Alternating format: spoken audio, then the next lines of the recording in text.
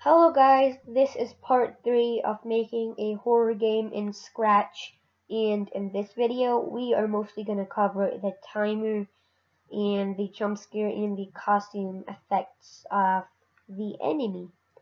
But in this episode we are not going to cover the different game modes, but we are sure going to do the main part of the game, which is the timer and stuff like that. Okay, so let's get straight into it. So before starting this video, I coded a bit. I first made a variable named timer and I set it to the inbuilt timer of Scratch. Looking at that, we will have our own variable that holds a value, and that is the timer. Okay, so like when we start this, wait 1 minute. So when we start this, like we press the green flag, you can see here the timer starts to start from 0 because we set this variable to the inbuilt timer. And one more thing, how did this timer stop as soon as the jump scare happened?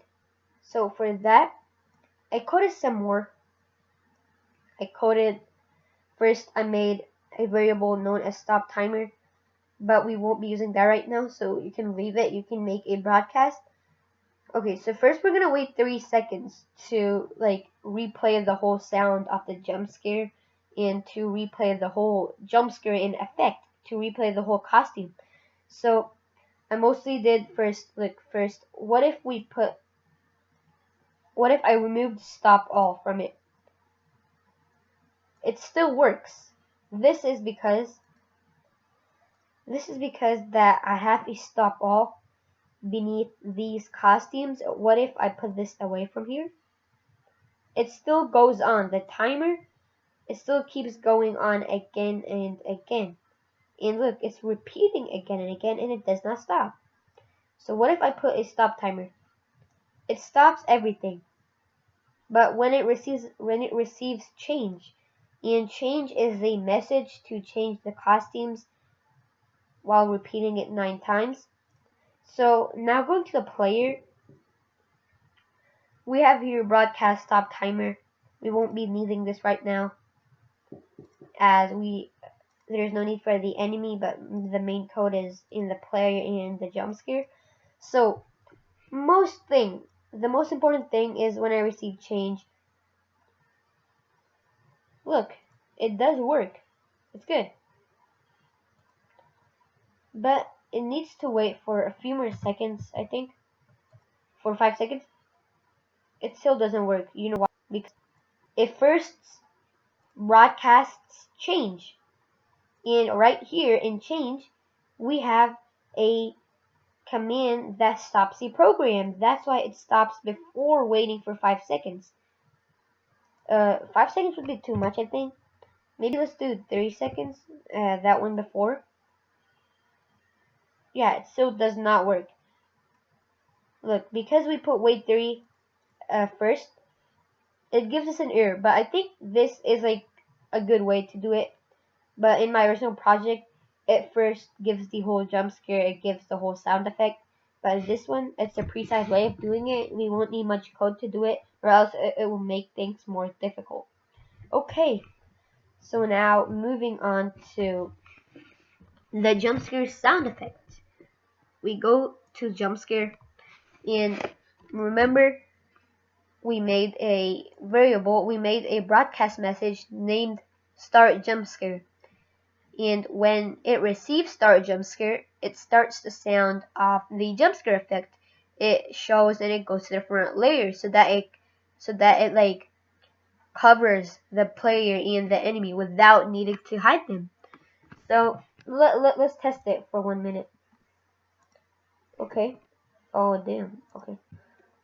Okay. So what if I die here? Yeah, it does cover them, and it does end the game right there. So there could be more additional things that can be done to this game, such as making the levels of difficulty, but I think we're gonna do that in the next episode. right now, what are we gonna work on? We're gonna work mostly on furnishing and making this a better game for us. Wait, why did it go up? I think that was our last position. Oh, okay, I get it. Okay, so okay, so before making the levels of difficulty, we need to first make, and in order to make the home screen, we have to paint first. I think let's name this run. Wait, title of the game, and we can like write something right here. Run away. Okay, we copied this code. We change the text to make it look more creepy. Maybe this. Oh no. I think it's the same thing, but like we make it red to give a more eerie vibe. Okay, right here, we change it to red. We're gonna change it to bright red. Run away. Okay, we go to the text again, and you could set it. You can like design it as much as you want. You can design it in such a way of your choice. So now we don't want this to interrupt us, and we want it to appear before the game over or before anything starts. So in order to do that, we are gonna first place this. We are gonna do when green flag clicked. First we need to hide.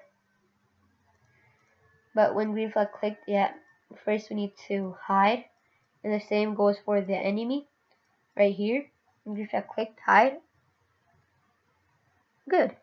Okay, it still does not go to the player because it doesn't detect if it's touching or not. I think we need to place this a bit down so that it looks good. I need to make things fast because the duration of this video is going to be super long. Run away. Okay. Right here. And I am going to make like options here. Like right here I'm going to do easy, then hard. Then medium, then hard. And when we click them, according to that, it like sets the speed for the enemy. Let's go to player. Oh yeah. And when green flag clicked, we need to broadcast a message. Well, we need to wait 1 second. Wait 30 seconds actually.